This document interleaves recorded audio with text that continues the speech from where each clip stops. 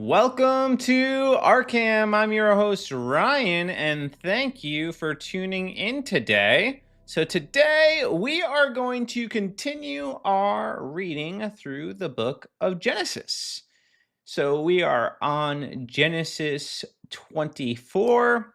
Last week we covered the destruction of Sodom and Gomorrah and the death of um, Sarah. And now we are picking up in Genesis 24, where we learn of Isaac and him meeting his wife Rachel. So that's going to be interesting. So this is one of those stories in the Bible that I do think explores this concept or this idea of where we get this idea of soulmates from. And I think it's a really beautiful book and a really beautiful insight. And my opinion on this is that there are some people that God sets apart for other people, that he destines them to come together. And this is one of those stories where we will see just that. But this doesn't mean, that I believe that this is the case with every single human being on the planet. I believe that the moment you marry somebody, now they are your soulmate. So this question of if there's somebody out there, is there somebody still out there that I was meant to be with, is over, because you are now with the person that you were meant to be with. You have now taken vows, you have made a covenant to love that individual. So we'll talk a little bit more about that as we read through the passages, but that is one of the themes that I want you guys to pay attention to. I also want you to pay attention to hospitality, because that's a theme that we will see here too, and perseverance is one of the themes that will be explored in this book as we read through it. So without delay, let's just we'll pray and then we will get into the scriptures. And as always, if you have questions or comments or anything that you want to let me know as we read through, feel free to chime in the chat. I'd love to hear from you. Also, if you have prayer requests, I'd be happy to pray. One of the things that I want to do, particularly with this stream, is really just it to be a stream where we just kind of come as we are. We read through the Bible together. We ask hard questions. We just learn and grow together. And I think part of growing is also praying for one another. That's part of what it means to be in the body of Christ. We are to lift one another up in prayer and encourage one another, sharpen one another. So if you're joining me and you want prayer for anything, you just let me know, and I promise I will pray for you. And if it's something that you don't want public, you want to keep on the down low, send me a message and we'll talk offline. And I will definitely pray for you. That's something that I am very committed to doing. All right, let's pray and then we'll get into it.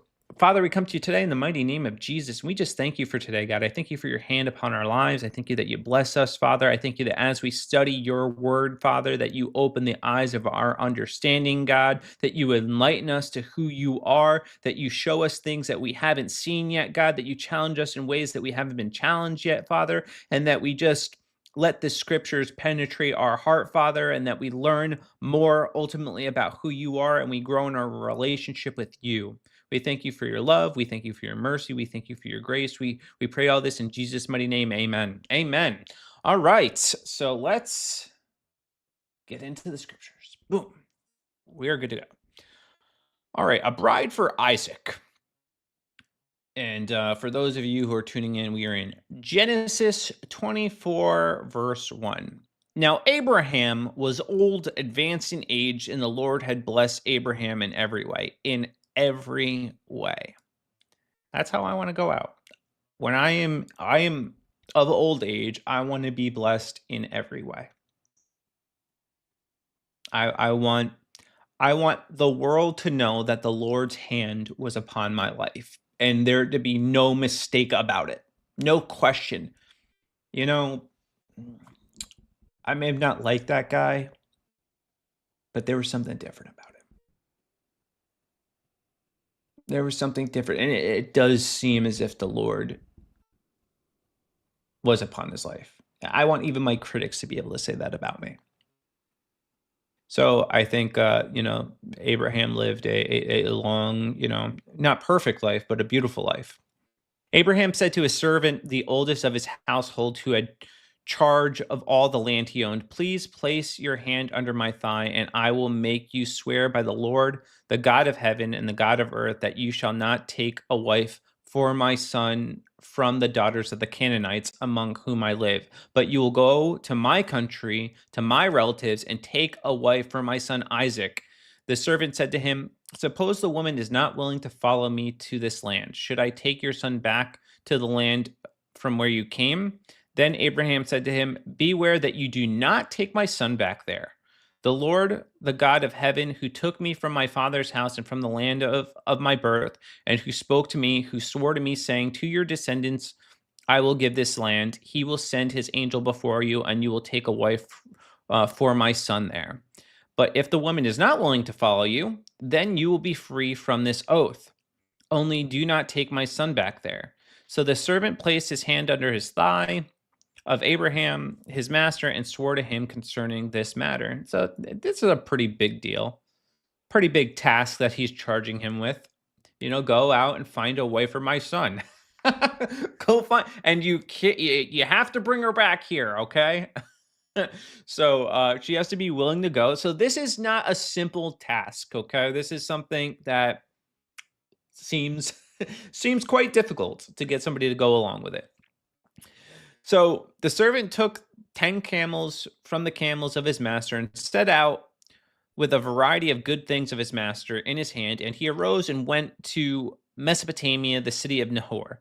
He made the camels kneel down outside the city well by the water at the evening time, and the time when women go out to draw water.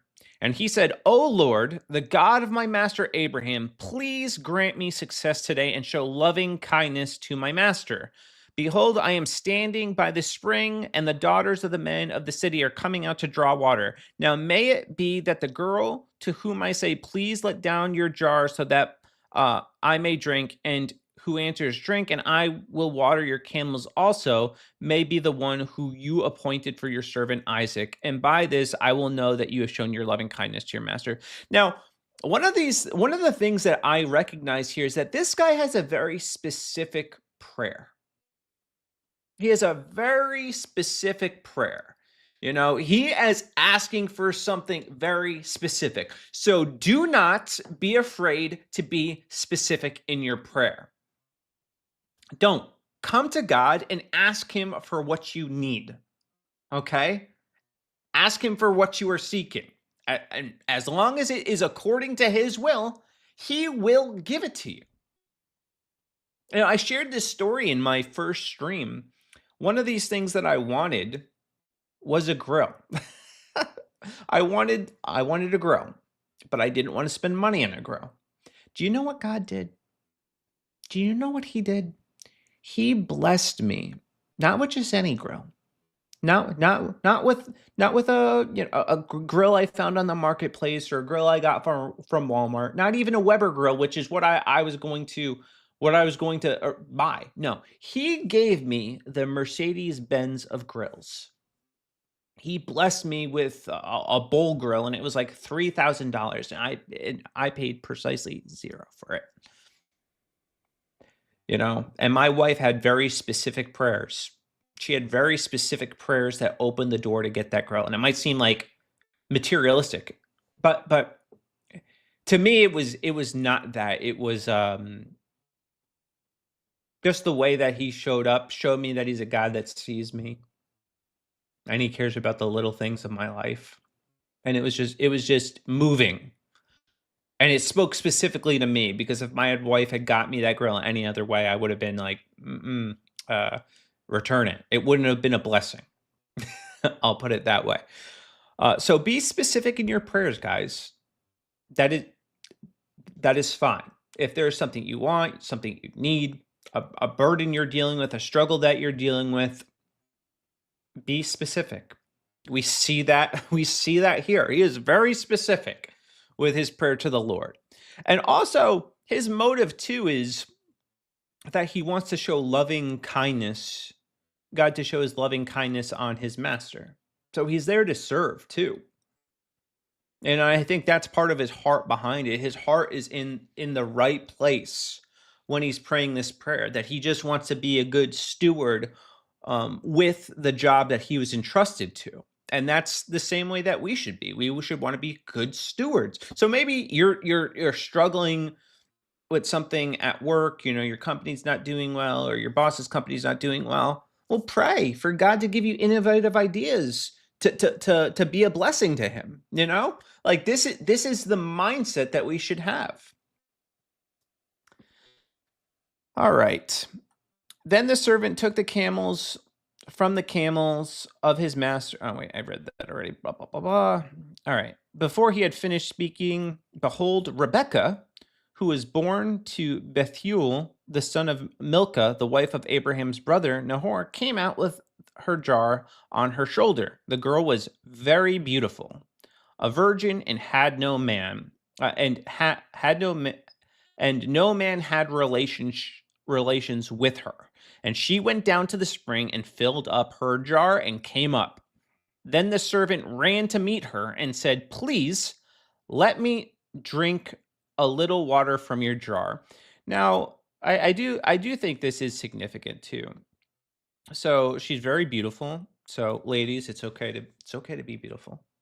The Bible explicitly describes beauty, and there is a standard of beauty, and I appreciate that because my wife is very beautiful.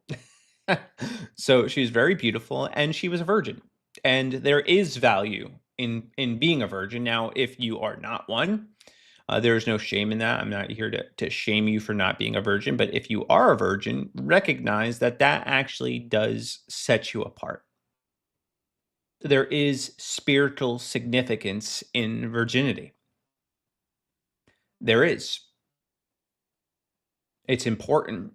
It's something that the Bible speaks about, and it represents purity, and is something that I think should not be taken for granted. Just for the call alone to be pure. Forget it being a gift to your husband. The call alone to be abstinent and wait and save sex for marriage is really important. It's something that's lost in our culture. Now there's a bunch of people that are, they call them incels. They're involuntarily celibate, where if they could have sex, they would. So that I don't think that's necessarily a good thing, because because if they had the chance, they would take it. But I think too, as a woman, you, it is it is something that if you give it up to a man right away, he will automatically just lose respect for you. That's just par for the course. It just is. And I'm just going to be blunt and transparent about it. So it's something that you should just save and show that you have respect for yourself, and make the man wait. Make him wait. uh, have him be, patient. And a man worth his salt will respect that, will not pressure you. Now, I don't think this means you have to have a long, drawn out engagement or anything like that. I understand if you don't want to. There's a scripture in Matthew that says if your heart burns with passion, it's better to get married. I tend to agree. I tend to agree. It's a better to avoid sexual sin than to for your hearts to burn with passion. It just is. So anyway, there's value in that, and I just wanted to add that. All right. So she said, "Drink, my lord," and she quickly lowered her jar to her hand and gave him a drink. Now, when she had finished giving him a drink, she said, "I will draw also for your camels until they have finished drinking."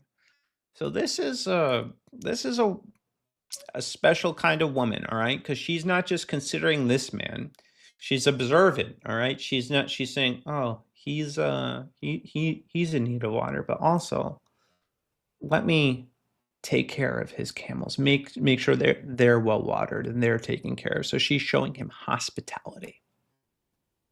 And that's something that the Bible encourages us to do, is to be hospitable, to show kindness to even strangers, to take care of people in need. And Rachel is demonstrating this. So she's not just beautiful on the outside, but she's also beautiful on the inside.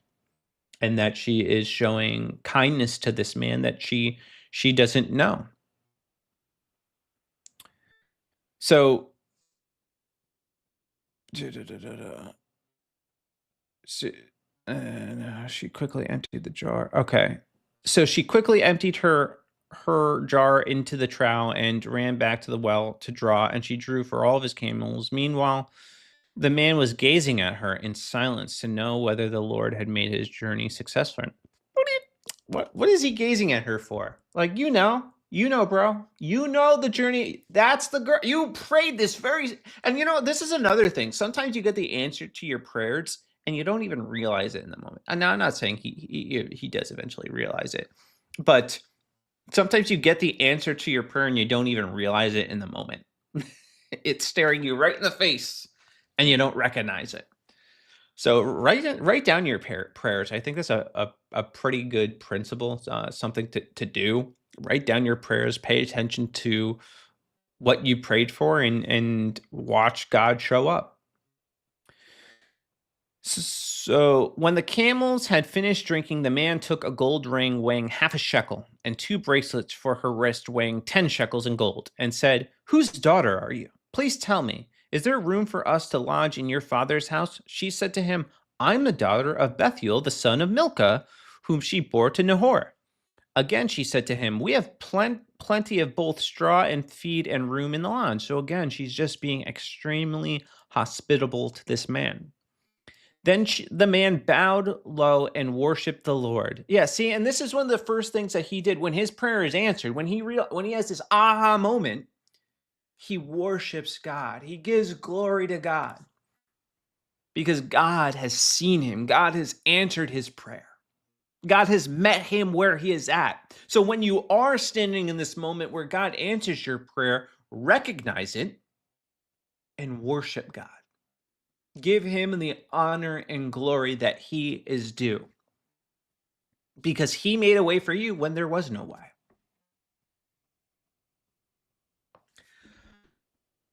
Okay. He said, "Blessed be the Lord, the God of my master Abraham, who has not forsaken his loving kindness and his truth toward my master. As for me, the Lord has guided me in the way to the house of my master's brother." What a coincidence, right? What a coincidence.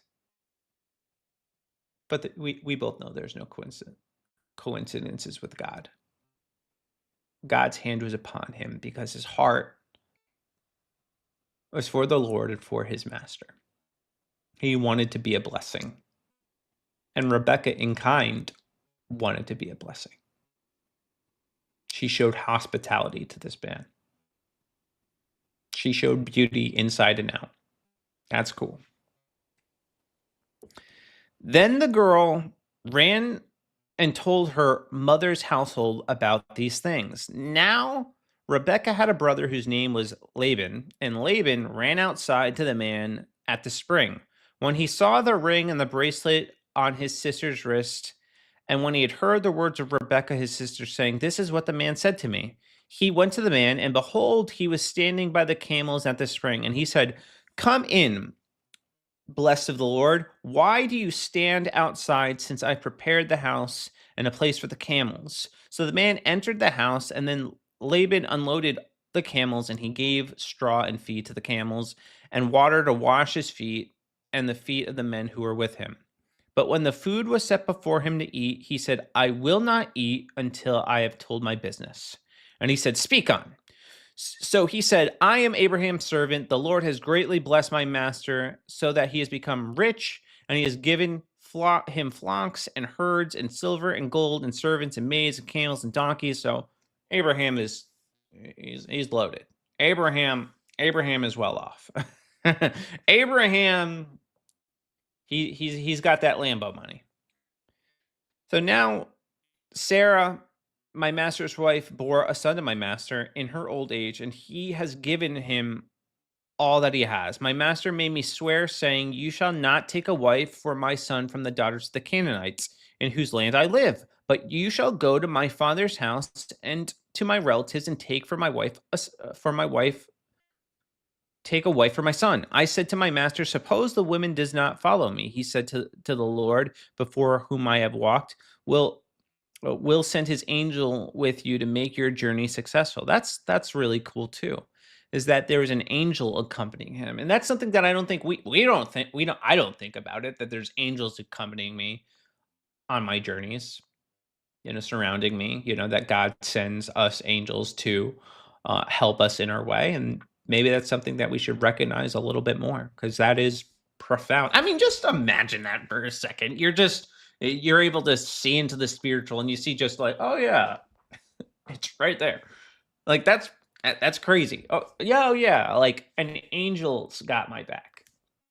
Like, how much more confident would you be in if you just knew like there was an angel standing behind you, like a fiery sword, ready to fight demons for you? Like I'd be flexing a lot more, right? So just something kind of cool. My son's father, I'll take it. So I said, he said to me, "The Lord before whom I'd walk send his angels with you, and you will take a wife for my son from my relative and from my father's house. Then you will be free from my oath. And when you come to my relatives, and if they do not give her to you, you will be free from my oath." So I came today to the spring and said, "O Lord, God of my master Abraham, if now you will make my journey on which I go successful, behold, I am standing by the spring, and may it be that the maiden who come out to draw, and to whom I say, Please let me drink water from your jar, and she will say to me, You will drink, and I will draw for your camels also. Let her be the woman whom the Lord has appointed for my master's son." Before I had finished speaking, this is crazy. In my heart, behold, Rebecca came out. So, this is cool. Before he even finished praying, before he was done, God was already working to answer his prayer. God is cool. I mean, he is clutch. He knows what you're gonna pray before you even pray it, and he's ready to meet you, as long as your heart is in the right place. Out of the jar on her shoulder, and went down to the spring and drew. And I said to her, Please let me drink. She quickly lowered her jar from her shoulder and said, Drink, and I will water your camels also. So I drank, and she watered the camels also. Then I asked her and said, Whose daughter are you? And she said, The daughter of Bethuel, Nahor's son, whom Milcah bore to him. And I put the ring on her nose and the bracelet on her wrist, and I bowed low and worshiped the Lord and blessed the Lord, the God of my master's Abraham, who had guided me in the right way to take the daughter of my master's kinsman for his son. So now, if you are going to deal kindly and truly with my master, tell me, and if not, let me know that I may turn to the right or to the left. So he wants an answer. He wants it to be clear.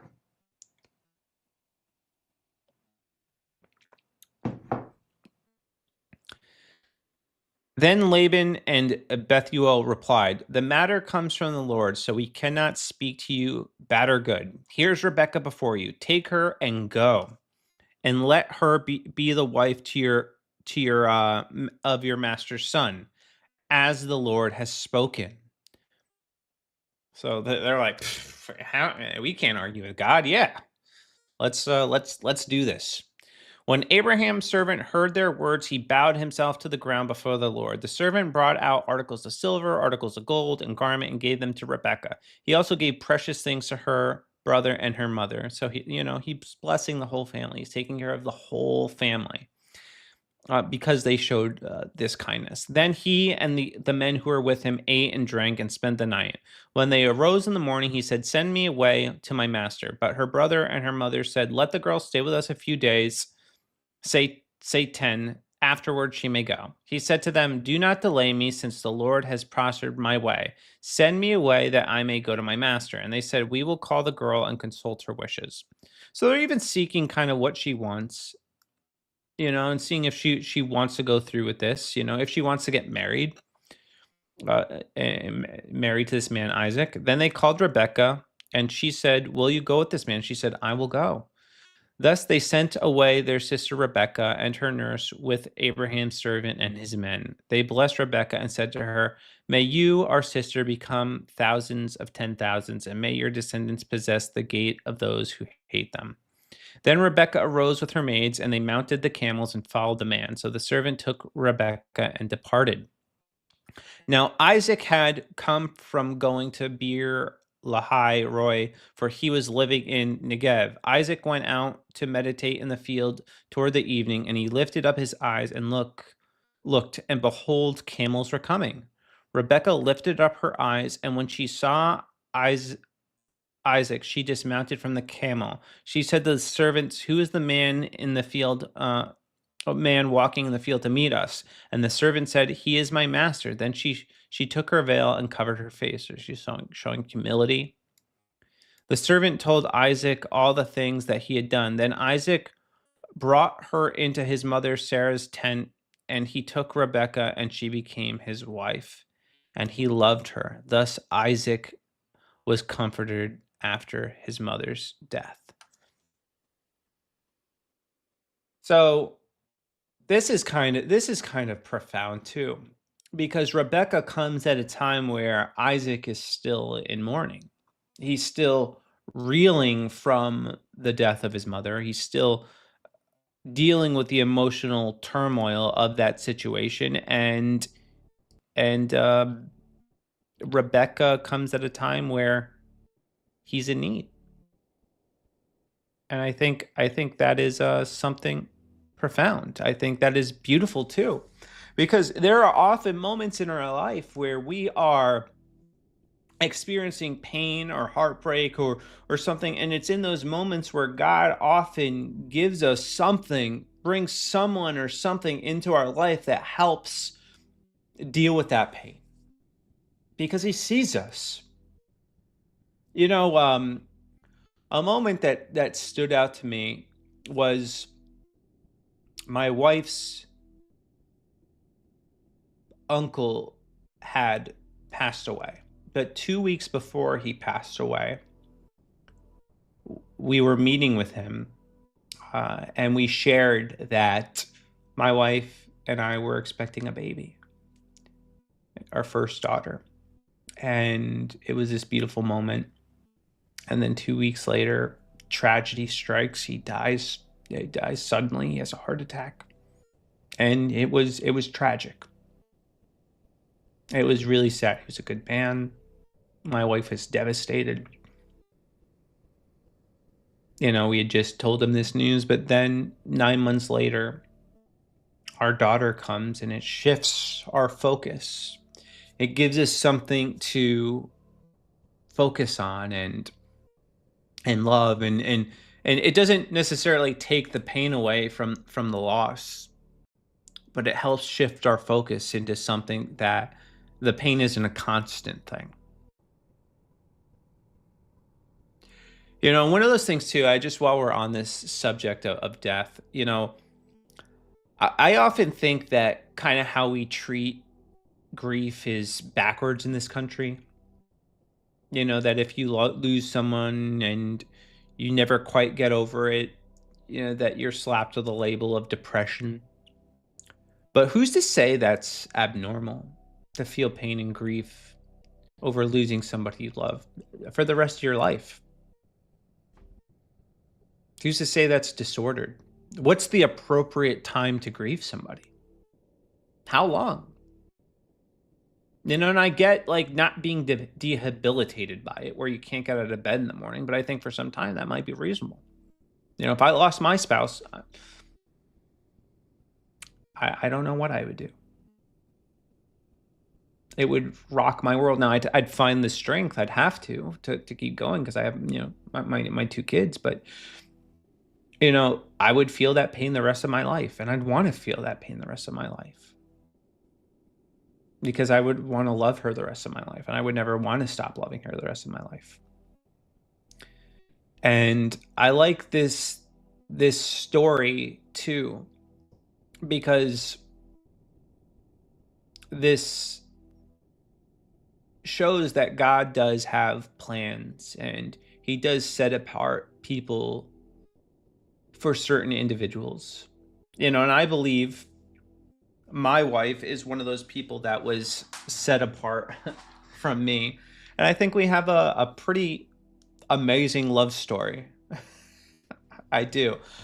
I'm grateful for how I met my wife. You want to? So I'll just tell a little bit of it. So I was in college, and I was actually in this season of my life where I wanted to know who God was. So at the time, I believed God existed. I believed he was real. That wasn't a question to me.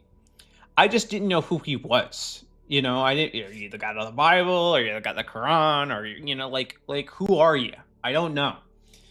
So I am in college, and I decided, you want to know what? Next semester, I'm taking the semester off, and I'm gonna find God. That was literally my mission. I want to know who God is, and then I meet a girl, and the county that I lived in was let's just put it this way: there weren't a lot of virgin girls. Okay, it was not a county where you're finding many pure women. I'll leave it at that.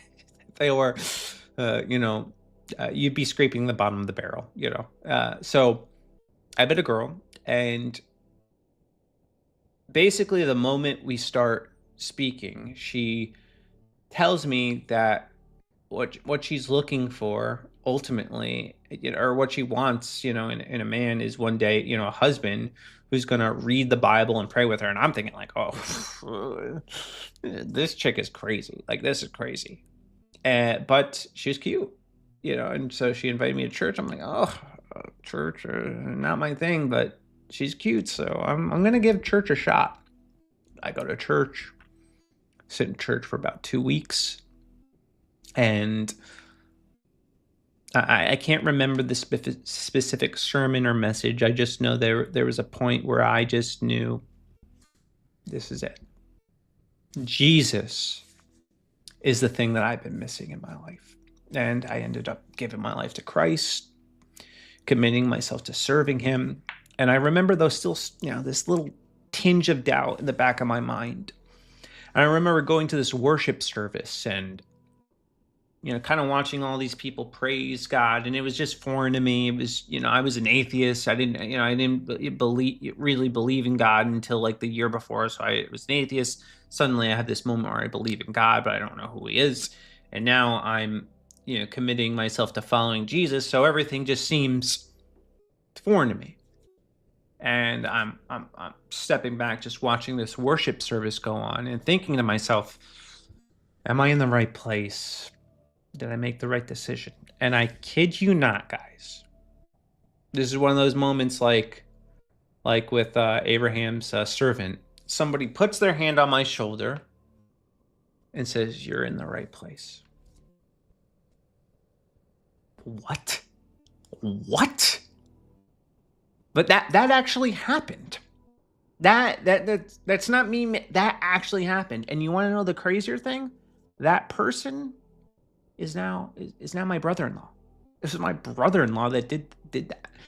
So, I didn't say it out loud. It was me thinking it in my head, and that just kind of solidified. Okay, I am. This is it. I'm in it now. But anyway, me and my wife. I mean, we started dating, and within 2 weeks, I mean, I had already loved her. I didn't say it out loud.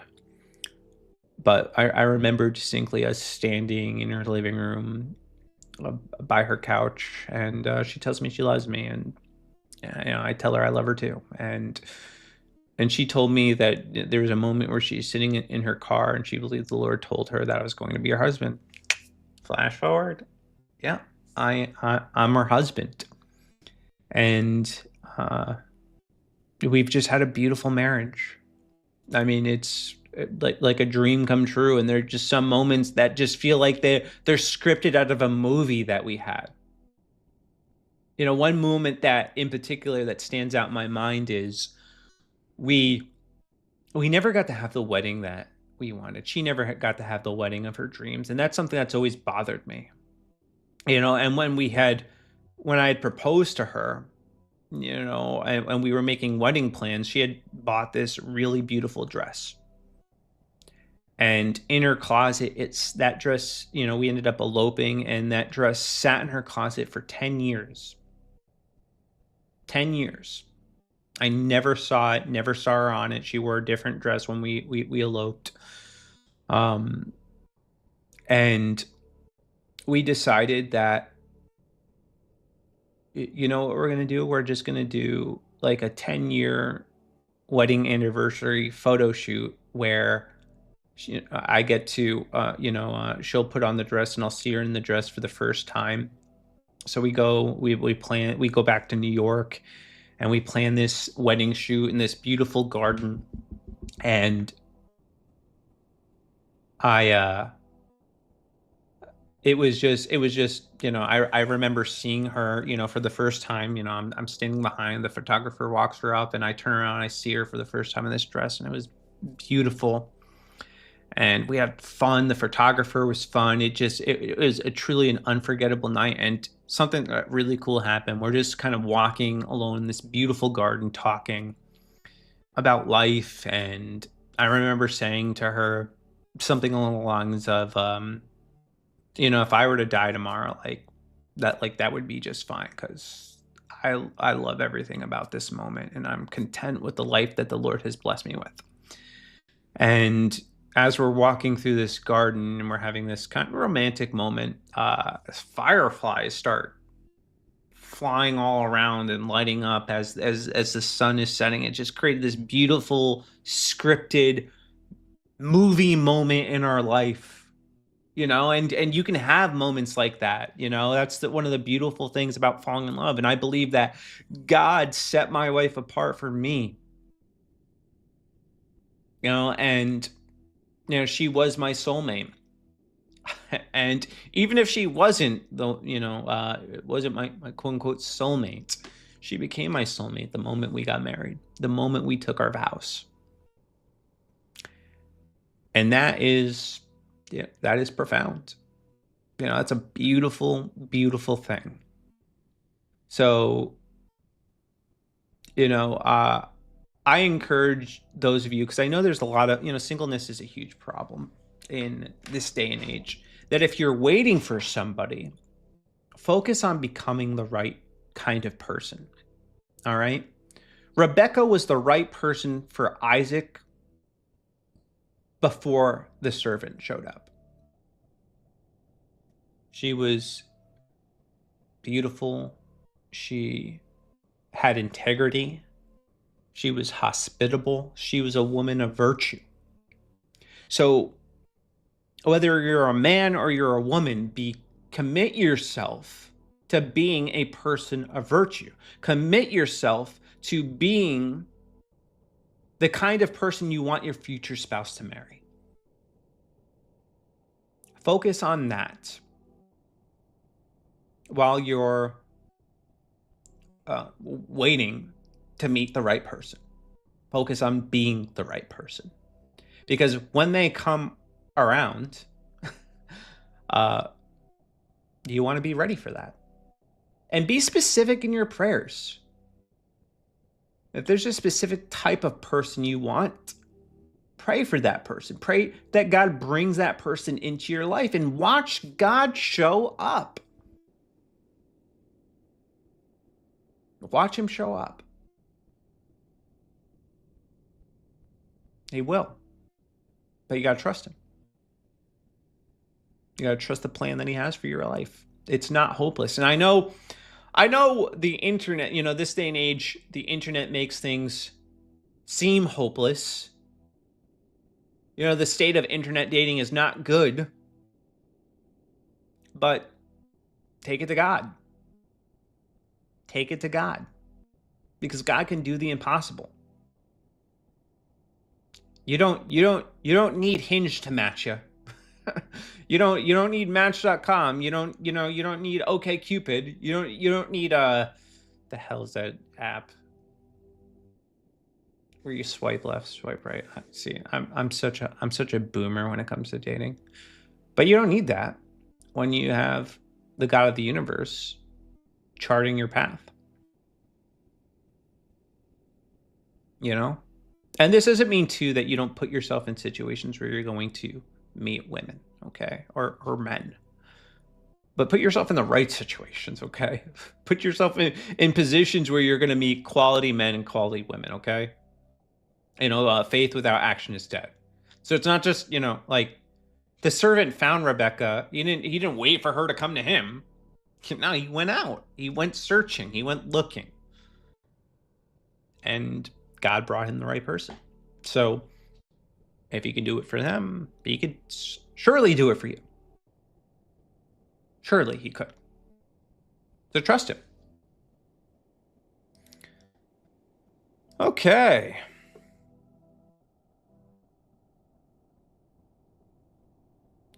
Next chapter takes a little bit of a more grim turn. Now Abraham took another wife whose name was Keturah. I've read this 1,000 times, and for some reason, I just kind of glaze over the fact that Abraham took another wife. 3 now. She bore to him Zimran and Jokshan and Medan and Midian and Ishbak and Shua. Jokshan became the father of Sheba and Dedan, and the son of Dedan and Asherim, and Latushim and Leumim. The sons of Midian were Ephah and Epher and Hanok and Abidah and Eldah. All these were the sons of Keturah. Now Abraham gave all that he had to Isaac, but the sons of his concubines, Abraham gave gifts while he was still living and sent them away from his son Isaac eastward to the land of the east. These are all the years of Abraham's life that he lived, 175 years old. Man, imagine living that long. Abraham breathed an old man and satisfied with life. He died satisfied with life. He didn't die with pangs of regret. He didn't die resentful. He didn't die longing for more. He was satisfied with the life that God had given him. That's good. And one of the things that we need to do as a people is learn to be content with what God has given us. Be satisfied with our lot in life. Be satisfied with where the Lord has us. Then his sons Isaac and Ishmael buried him in the cave. It's nice to see that, the two showed up for their dad. In the cave of Machpelah, in the field of Ephron, the son of Zohar, the Hittite, facing Mamre, the field which Abraham purchased from the sons of Heth. There Abraham was buried with Sarah his wife. It came about after the death of Abraham that God blessed his son Isaac, and Isaac lived by Beer Lahai Roy. Now these are the records of the generations of Ishmael, Abraham's son, whom Hagar the Egyptian, Sarah's maid, bore to Abraham. And these are the names of the sons of Ishmael by their names in order of their birth: Nebaioth, the firstborn of Ishmael, and Kedar, and Adbeel, and Mibsam, and Mishma, and Duma, and Massa, Hadad, and Tema, and Jeter, and Napish, and Kedema. Man, Ishmael was busy. These are the sons of, this is why Islam. This is why Islam is like like rabbits. These are the sons of Ishmael. Hold on a second, I need water. Water.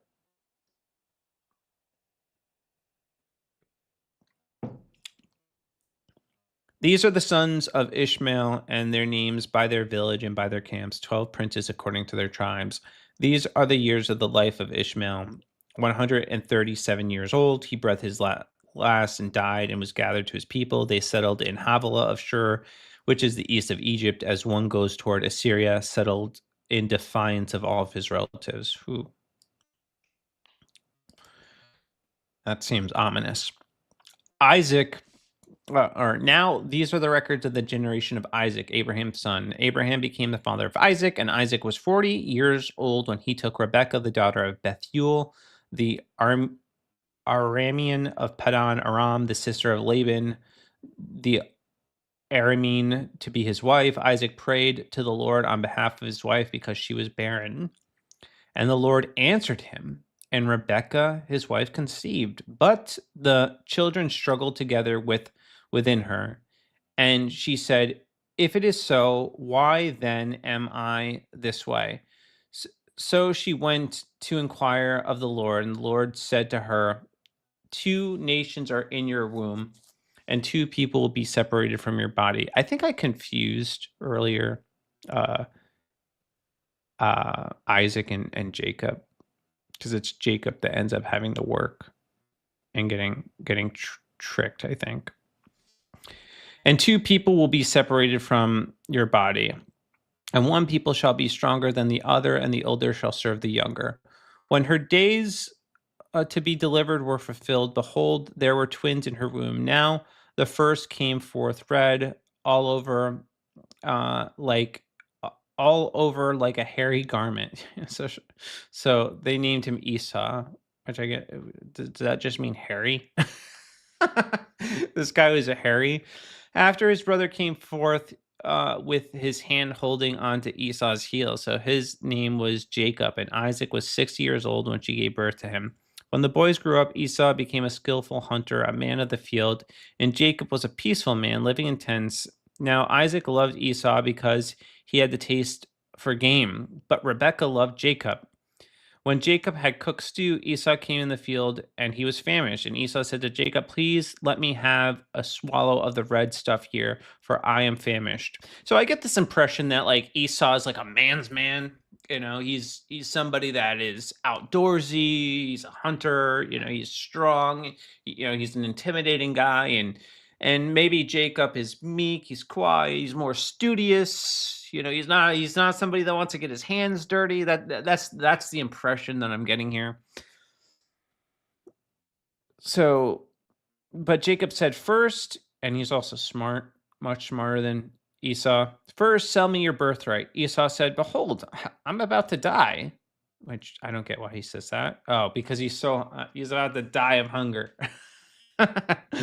So, of what use then is the birthright to me? And Jacob said, first, swear to me. So he swore to him and sold his birthright to Jacob. Then Jacob gave Esau bread and lentil stew, and he ate and drank and rose and went on his way. Then Esau despised his birthright. What? Imagine, I assume the birthright is like his inheritance, his blessing, which we'll learn. But why would you give that up for food? It just shows that Esau is a very stupid man, and given into fleshly desires. In that moment, whatever. Okay, yeah, my birthright, big deal. All right, give me my food. He's trying to satisfy his carnal desires instead of fixing his eyes on the bigger picture, which Jacob was planning for. Genesis 26. Now there was a famine in the land beside the previous famine that had occurred in the days of Abraham. So Isaac went to Gerar to Abimelech, king of the Philistines. The Lord appeared to him and said, do not go down to Egypt, stay in the land of which I tell you. Sojourn in the land, and I will be with you, and bless you. For you and to your descendants, I will give all these lands, and I will establish uh, the oath which I swore to your father Abraham. I will multiply your descendants as the stars of heaven, and I will give your descendants all these lands, and by your descendants, all the nations of the earth shall be blessed, because Abraham obeyed me and kept my charge, my commandments, and my statutes and my laws. What? What? What do you mean? How did he do that? How did he keep God's laws if God didn't give the law yet? We don't formally get the law until Exodus 20. So, hmm, this is peculiar. It's almost as if God's laws, commandments, statutes, his charges have always existed. They've always been at play before they are formally written. God is orally telling them. That's what he's doing. He is orally communicating this to these people. That's how they know how to be obedient. That's how they know how to be righteous.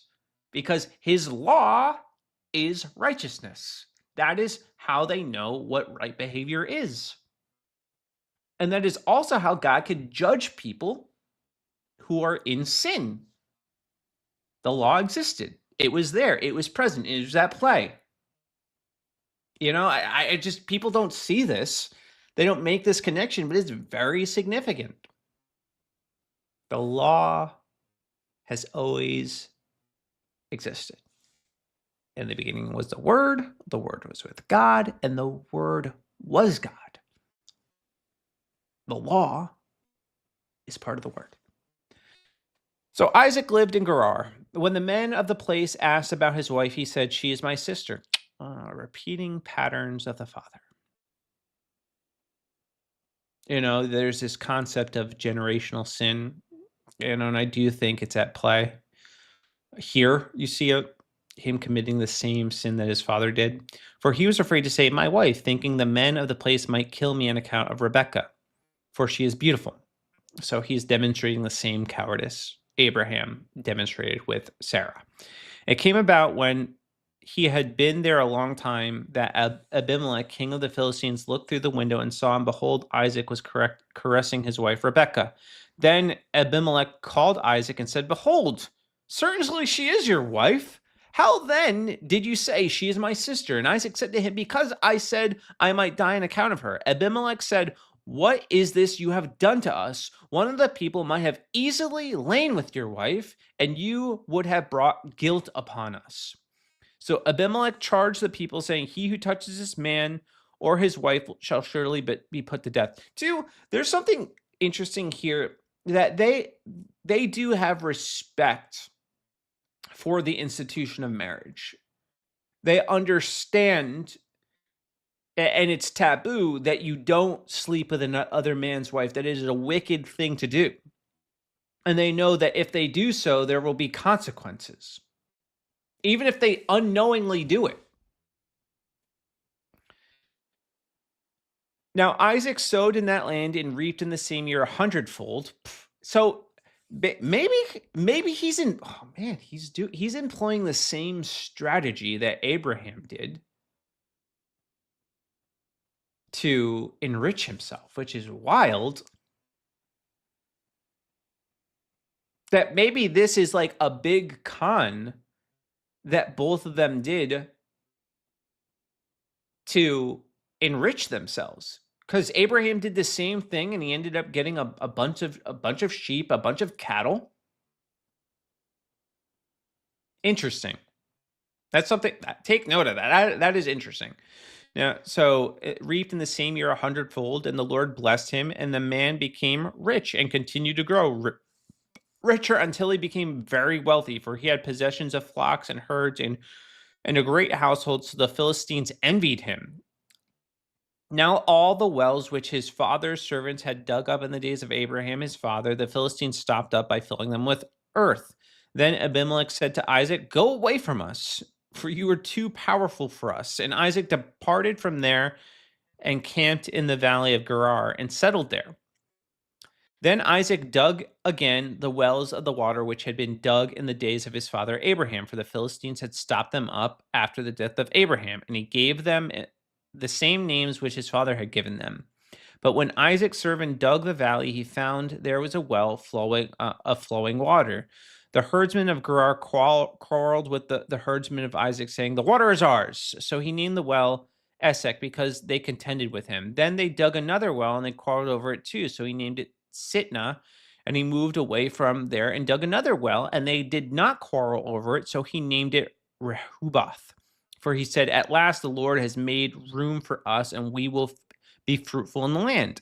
Then he went up from there to Beersheba, and the Lord appeared to him the same night and said, "I am the God of your father Abraham. Do not fear. I am with you. I will bless you and multiply your descendants for the sake of my servant Abraham." So this is God remembering covenant that he made with Abraham, and now reminding Isaac of this same covenant that he's going to multiply his descendants for because of the agreement that God made with Abraham. Now, know this, that God is faithful to keep the covenants that he made with people.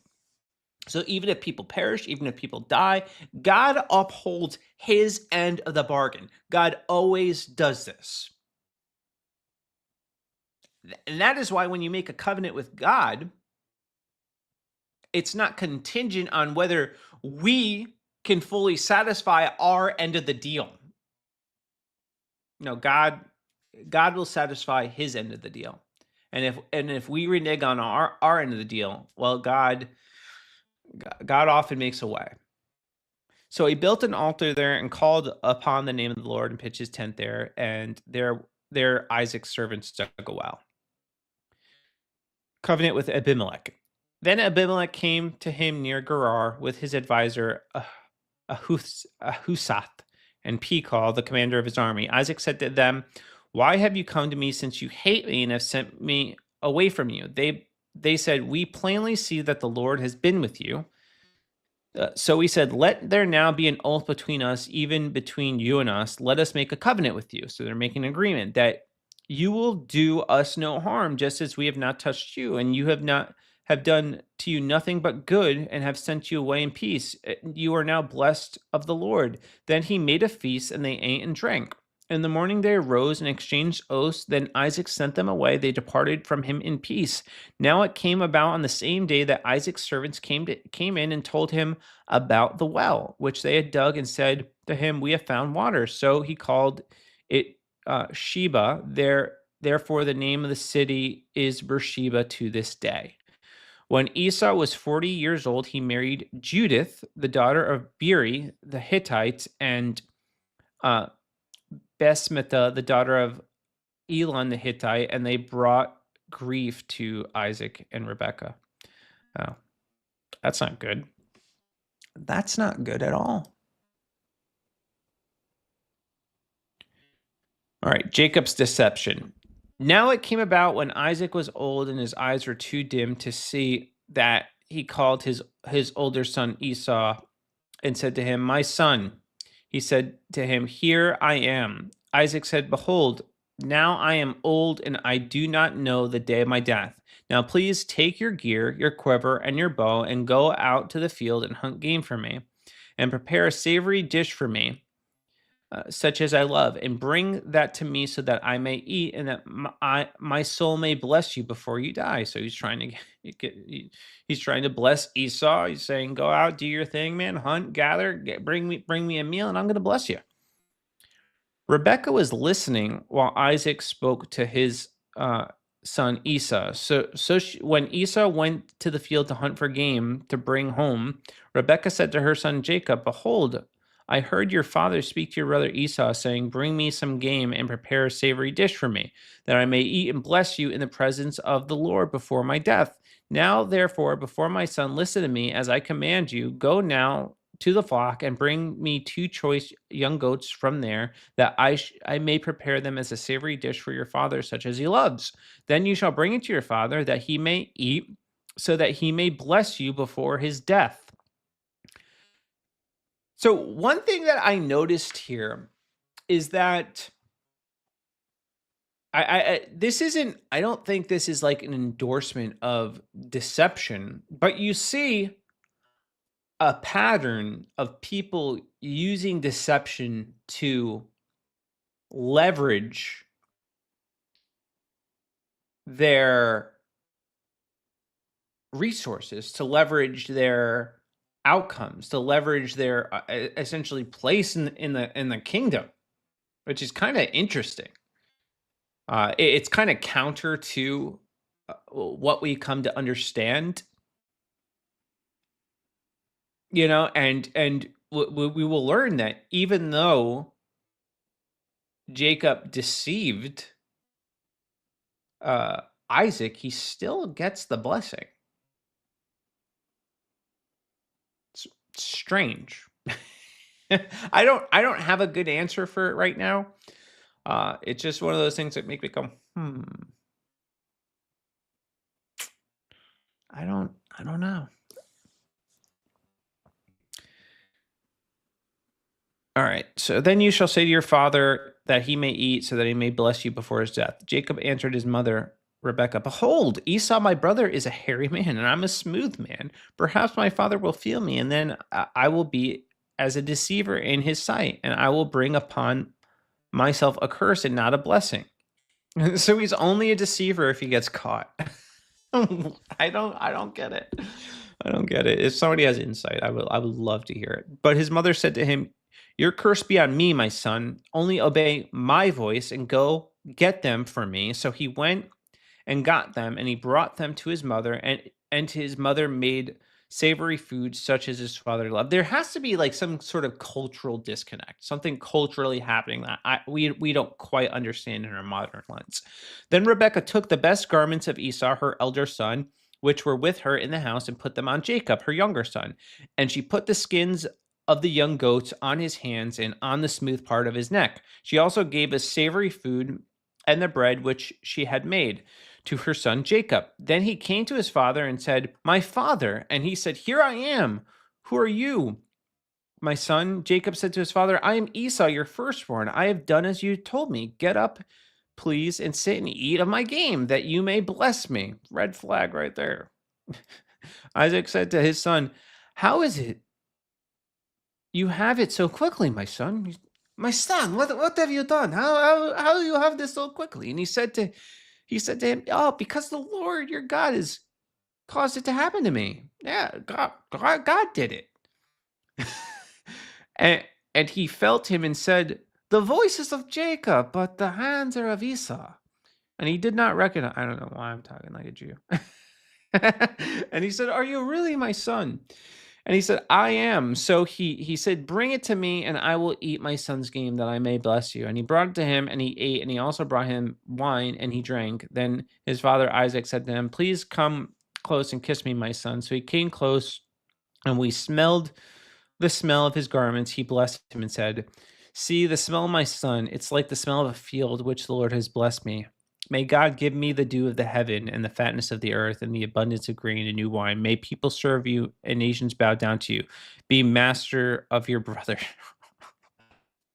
Esau is getting done dirty. So dirty. And may your mother's son bow down to you. Cursed be those who curse you, and blessed be those who bless you.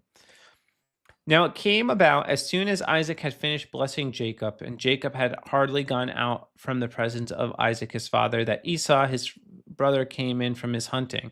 Then he also made savory food and brought it to his father, and he said to his father, let my father arise and eat his son's game, that you may bless me. Esau is so dumb. He has no clue what just happened.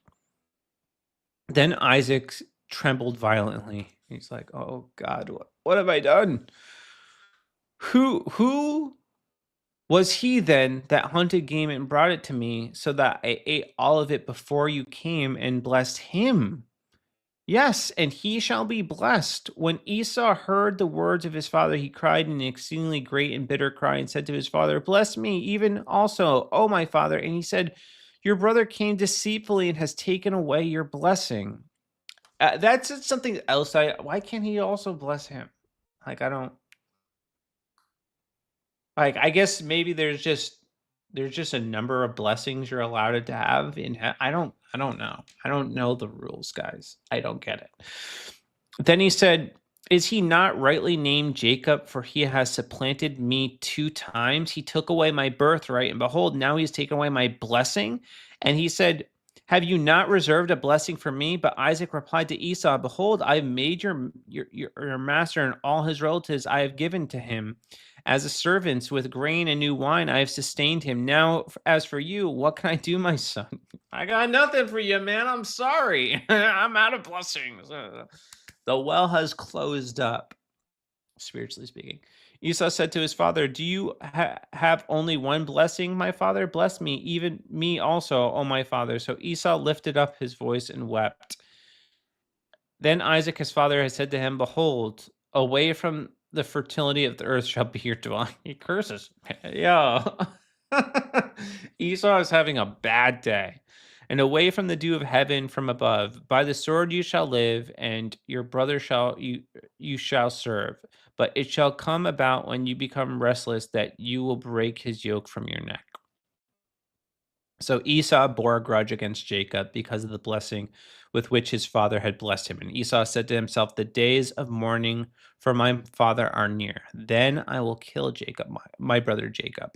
Now the words of her elder son Esau were reported back to Rebekah. She sent and called her younger son Jacob and said to him, behold, your brother Esau is consoling himself concerning you by planning to kill you. Now, therefore, my son, obey my voice, arise, flee to Haran to my brother Laban, stay with him a few days until your brother's fury subsides, until your brother's anger against you subsides, and he forgets what you did to him. Then I will send to you and get you away from there. Why would I be bereaved for you both in one day? Rebekah said to Isaac, I'm tired of living because of the daughters of Heth. If Jacob takes away from the daughters of Heth, like these daughters from the daughters of the land, what good will my life be? So, yeah, Esau's not happy. He is not happy at all. Give me 1 second. Let me just take a quick break, and I just gotta go check on my kiddo. So just give me 1 minute. You could read a little as I'm away.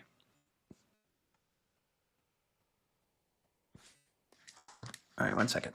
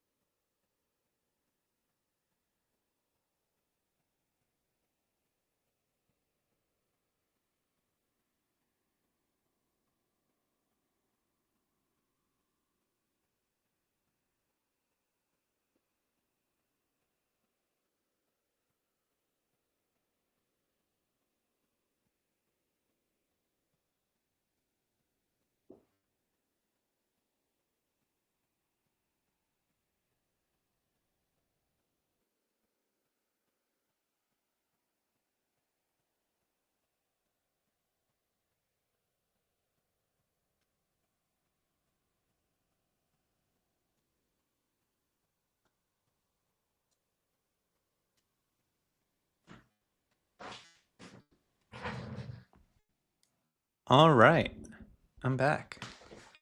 Okay. So,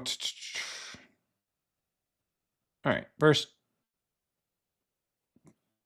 chapter 28. So Isaac called Jacob and blessed him and charged him and said to him, you shall not take a wife from the daughters of Canaan. Arise, go to Paddan Aram to the house of Bethuel, your mother's father, and from there take for yourself a wife from the daughters of Laban, your mother's brother.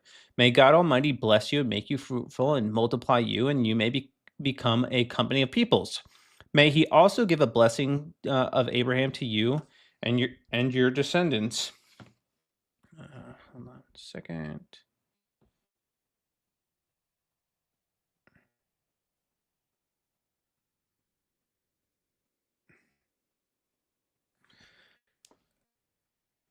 May God also bless you, make you fruitful, multiply you, and that you may become a company of peoples. He also may give you a blessing of Abraham to you and your descendants with you, that you may possess the land of your sojournings, which God gave to Abraham. Then Isaac sent Jacob away, and he went to Padam Aram to Laban, son of Bethuel, and Aramean, the brother of Rebekah, the mother of Jacob and Esau.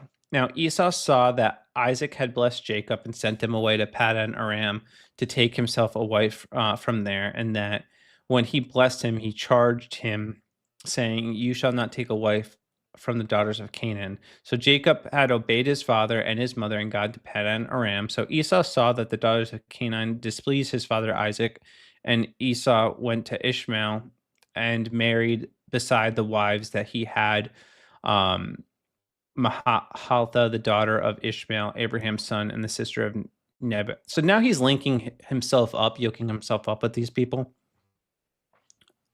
and intentionally going out of his way to upset his father. So, he's not honoring his parents, and he's letting his anger and his resentment, which is understandable, but still he's sinning. He's sinning against God by dishonoring his parents and his wishes and doing stuff to intentionally upset them. And I know sometimes there's like that temptation where somebody upsets you and you want to get revenge, you want to spite them, but that's not the way.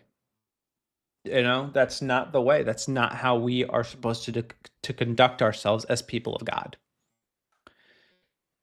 Then Jacob departed from Beersheba and went toward Haran. He came to a certain place and spent the night there because the sun had set, and he took one of the stones of the place and put it under his head and lay down in that place. He had a dream, and behold, a ladder was set on earth with its top reaching to heaven, and behold, the angels of God were ascending and descending on it. And behold, the Lord stood above it and said, I am the Lord your God of your father Abraham, and the God of Isaac. The land of which you lie, I will give it to you and your descendants will be like the dust of the earth. And you will spread out to the west and to the east and to the north and to the south, and in you and in your descendants shall all the families of the earth be blessed. Behold, I am with you and will keep you wherever you go, and will bring you back to this land, for I will not leave you until I have done what I promised you. And then Jacob awoke from his sleep and said, Surely the Lord is in this place, and I didn't know it. And he was afraid and said, How awesome is this place? I like that language is there too. How awesome is this place? This is none other than the house of God, and this is the gate of heaven. So Jacob rose early in the morning. He took up the stone that he had put up under his head and set it up as a pillar and poured oil on top of it. He called the name of the place Bethel. However, previously the name of the city had been Luz. Then Jacob made a vow, saying, If God will be with me and will keep me on this journey, I will take and I will and I take and will give me food to eat and garments to wear. And I return to my father's house in safety, then the Lord will be my God. This stone which I have set up as a pillar will be God's house, and all that you give me, I will surely give you a tenth. So we see here the tithe is at play. He's blessing God, so and acknowledging God as his high priest, because you wouldn't tithe otherwise. So that's kind of cool.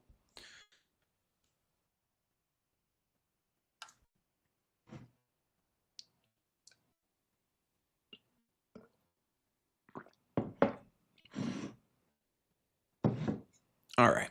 Then Jacob went on his journey and came to the land of the sons of the east. He looked and he saw a well in the field, and behold, 3 flocks of sheep were lying there beside it. For from that they were well watered, the flocks. Now the stone of the mouth of the well was large. When all the flocks were gathered there, they would then roll the stone from the mouth of the well and the water of the sheep, and put the stone back in its place on the mouth of the well. Jacob said to them, My brothers, where are you from? And they said, We are from Haran. He said, to them, "Do you know Laban, the son of Nahor?" And they said, "We know him." And he said to them, "Is it well with him?" And they said, "It is well. And here is Rachel, his daughter, coming with the sheep." And he said, "Behold, it is still a high day. It is not time for the livestock to be gathered. Water the sheep and go." I wonder what a high day is. It is still high day. Maybe it's like daytime. Uh, Water the sheep and go pasture them. But they said, "We cannot until all the flocks are gathered." And they rolled a stone away from the mouth of the well, and then we water the sheep. While he was still speaking with them, Rachel came with her father's sheep, for she was a shepherdess. When Jacob saw Rachel, the daughter of Laban, his mother's brother, and the sheep of Laban, his mother's brother, Jacob went up and rolled the stone from the mouth of the well and watered the flock of Laban, his mother's brother. Then Jacob kissed Rachel and lifted up his voice and wept. Jacob told Rachel that he was a relative of her father and that he was Rebekah's son, and she ran and told her father. So when Laban heard the news of Jacob, his sister's son, he ran to meet him and embraced him and kissed him and brought him into the house. Then he related Laban all these things. Laban said to him, "Surely you are my bone and my flesh," and he stayed with him a month. Then Laban said to Jacob, "Because you are my relative, should you therefore serve me for nothing? Tell me what your wages shall be." Now Laban had two daughters. The name of the older was Leah, and the name of the younger was Rachel. And Leah's eyes were weak, but Rachel was of beautiful form and face. So I am imagining that Rachel is quite attractive. The Bible is being quite descriptive there. She's shapely, she's beautiful. Uh, Now, Jacob loved Rachel, so he said, "I will serve you 7 years for your younger daughter, Rachel." Laban said, "It is better that I give her to you than give her to another man. Stay with me." So Jacob served 7 years for Rachel, and they seemed to him but a few days because of his love for her.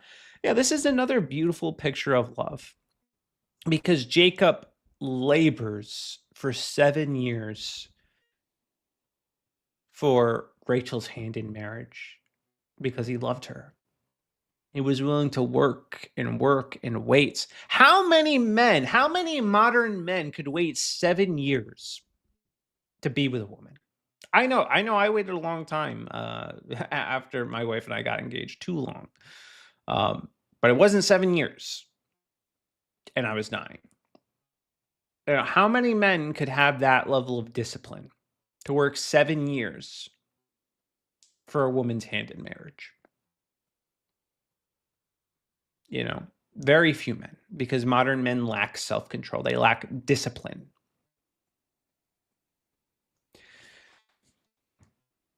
All right. Then Jacob said to Laban, "Give me my wife, for my time is completed, that I may go into her." Laban gathered. That's also another thing that's a little weird. Like, give me my wife so I can have sex with her. That's just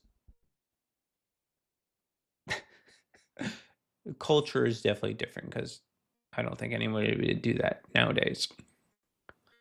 Um, Laban gathered all the men in the place and made a feast. Now, in the evening, he took his daughter Leah and brought her to him, and Jacob went into her. Laban also gave his maid Zilpah to his daughter Leah as a maid. So it came about in the morning that, behold, it was Leah. And he said to Laban, "What is this you have done to me? Was it not Rachel that I served with? Why then have you deceived me?" Now, this is one of those things that it just does puzzle them. Like, bro, like, obviously, the we are given a picture of these two women, all right? One has like tired, haggard eyes, and one is shapely and beautiful. How did you not know, my guy? How did you not realize? My understanding is he probably had a little too much to drink. I don't. Otherwise, I don't know how he would have been deceived in this situation. Like, you gotta. I mean, I don't get it, man. I could rack my brain around it. It's weird. It's weird. Weird. Weird. Weird. It's weird.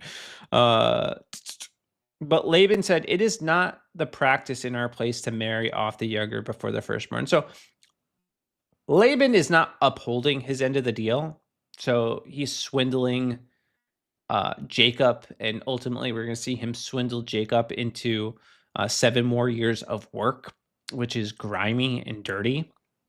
It was a scumbag Steve move, and that's what Laban did. Complete the week of this one, and we will give you the other also for the service which you shall serve with me for another 7 years. Jacob did so and completed her week and gave him his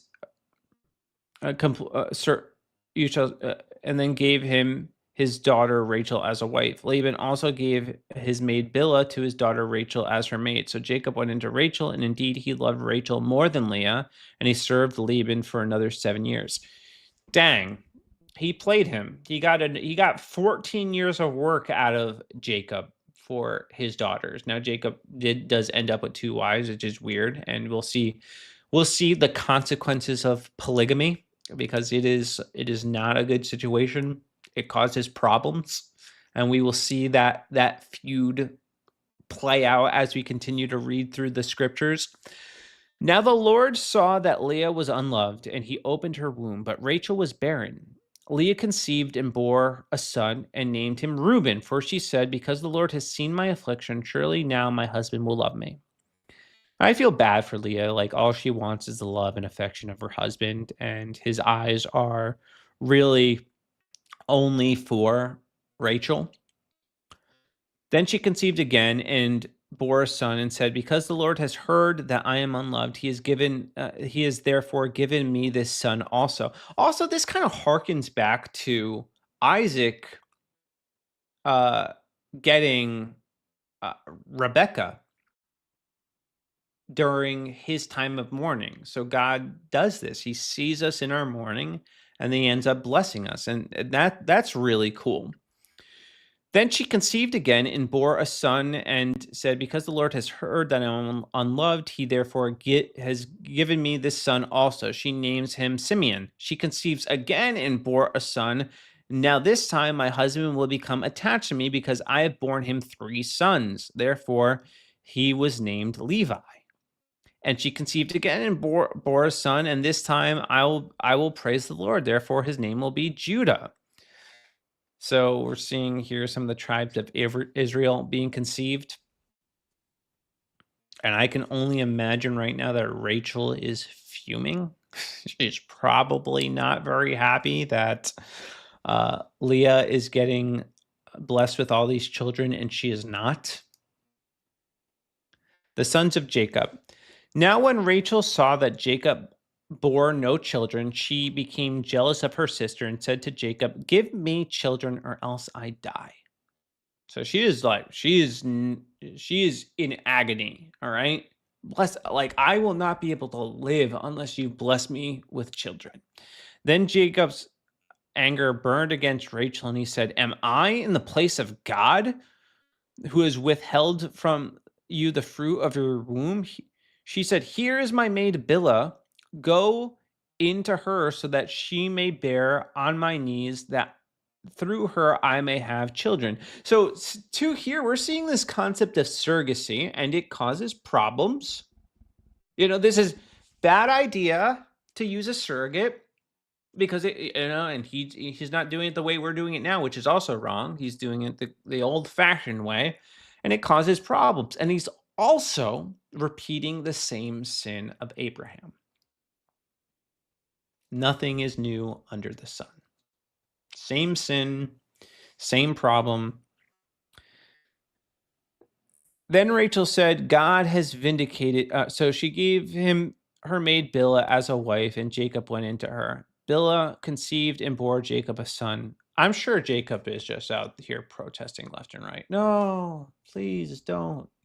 Not another one." Oh man. So therefore she conceived and bore Jacob a son. Then Rachel said, "God has vindicated me and has indeed heard my voice and given me a son." Therefore she named him Dan. Rachel's maid Bilhah conceived again and bore Jacob a second son. So Rachel said, with mighty wrestling, I have wrestled with my sister, and indeed I have prevailed. So they're in competition. She named him Naphtali.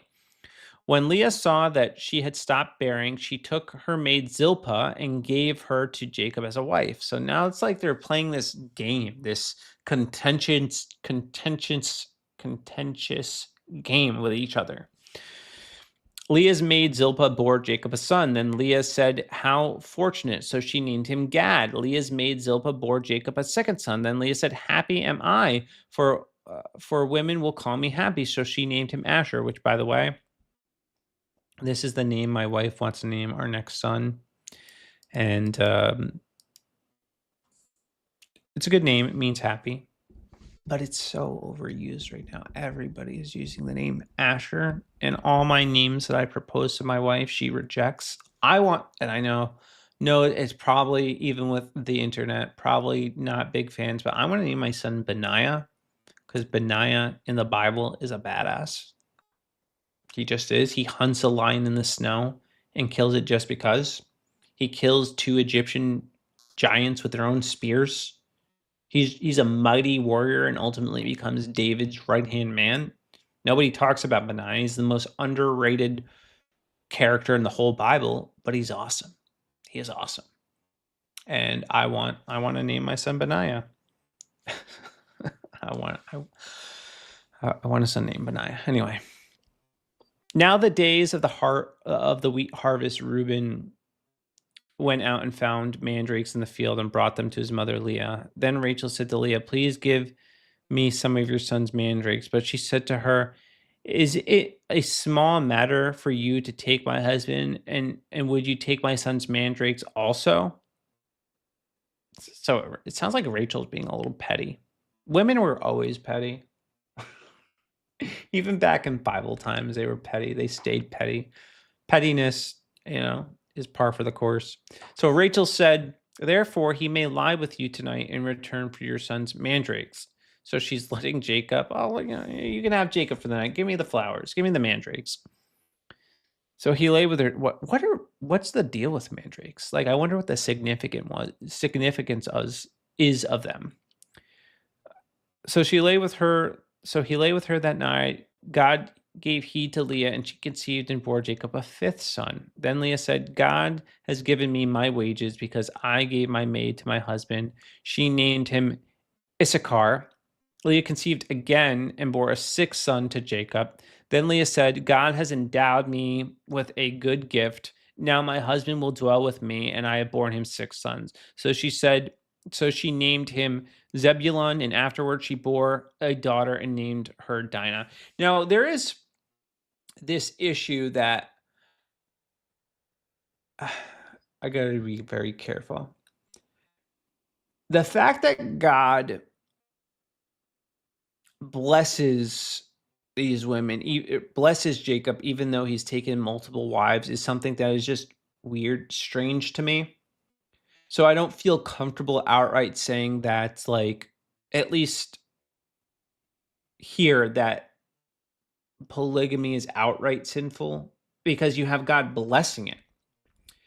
So I would say it's always of negative consequence. You always see negative consequences come from it.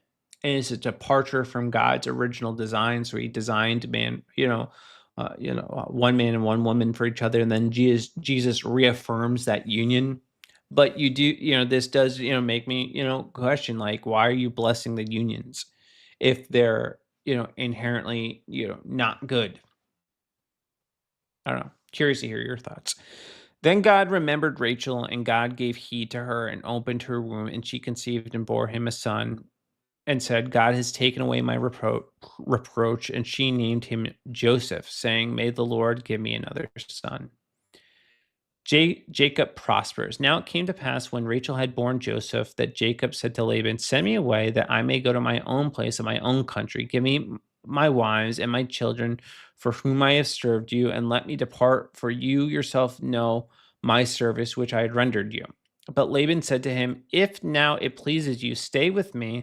I have divined that the Lord has blessed me on your account." He continued, "Name your wages, and I will give it to you." But he said to him, "You yourself know how I have served you, and how your cattle have fared with me. For you had little before I came, and it has increased to a multitude, and the Lord has blessed you wherever I turned.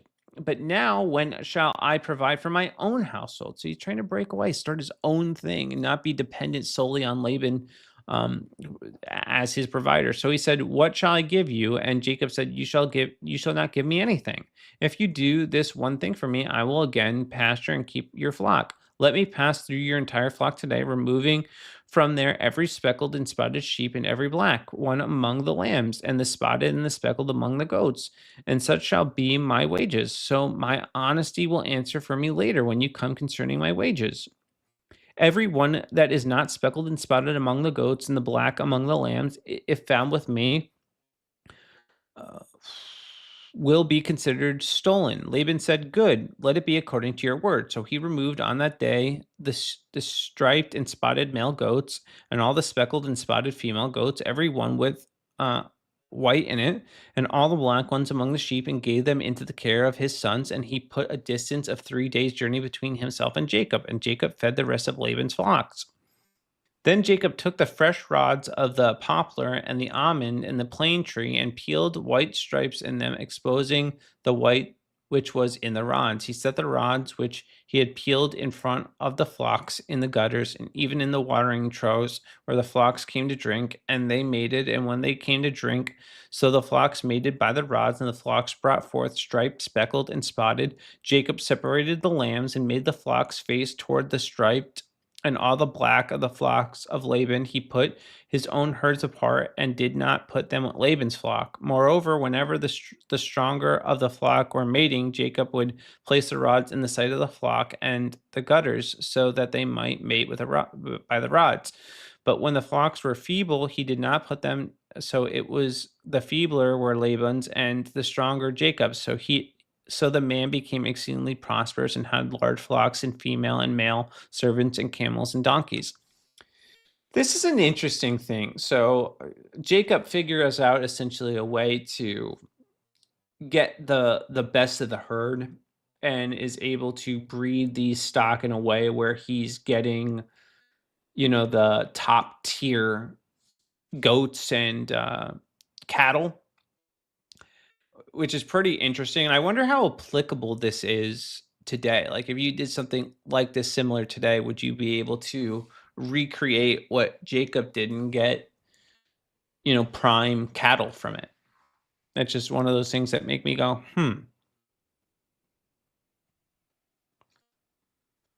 okay. Genesis. You know what? I think I'm gonna end it here. I think this is a good spot to end. Because I'm getting tired. I'm waning. So, yeah, thank you guys for tuning in. I appreciate it. Again, if you have comments or questions, or have or just thoughts in general, just let me know. I'd love to hear from you. And if you like this content, please like, share, subscribe, and click that notification bell to stay notified every time we go live. We go live every Monday through Saturday at 9 p.m. Eastern Standard Time. I enjoyed this study. It was insightful. It was cool. We read through a decent chunk of Genesis, so that's pretty good. So awesome. Let's pray, and then we'll wrap things up. Father, I just thank you for today, God. I thank you that the scriptures penetrate our hearts, Father, that we learned more about who you are, Father, that we see that your law is always at work, it's always at play, Father. I pray, Father, for supernatural blessing, God, for each and every single person that watches this, God, that if somebody is longing for a significant other, God, that's no small thing to you, God, and that you can do it, Father. And I ask that you bless them. And Father, I just thank you that, God, that you outpour your blessing on all of us, Father, that we just trust in your plan for our lives, God, that we do not look to the left or to the right, Father, but you as the author and the finisher of our faith, God. And I just thank you for tonight, God. We love you. We praise you in Jesus' mighty name. Amen. Amen. All right, guys. I hope you have a blessed night. Thank you for tuning in. I really appreciate it. Deuces.